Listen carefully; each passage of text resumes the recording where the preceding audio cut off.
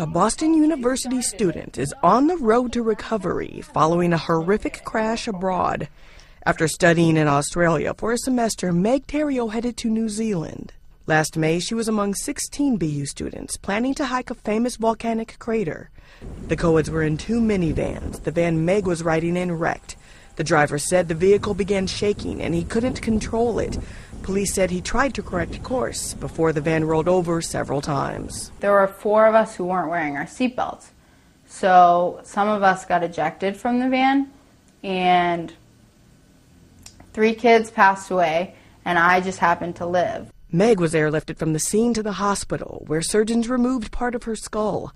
It was done to relieve the pressure from her swelling brain. But somehow, you just knew that she was going to make it. Meg returned to Massachusetts to continue her recovery.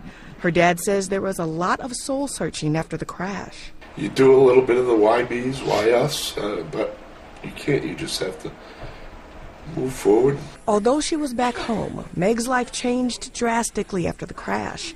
You know, I'm not independent. You lose your independence because everybody's like, okay, you have to have like a babysitter essentially.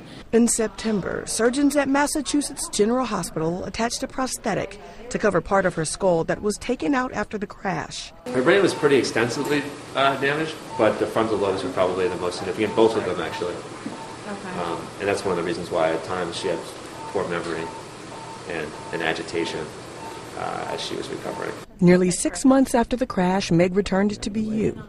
She later audited an accounting class. It was a test to see if she could handle the course. But it feels really good that it's progressed to the point where at least I'm back in a classroom.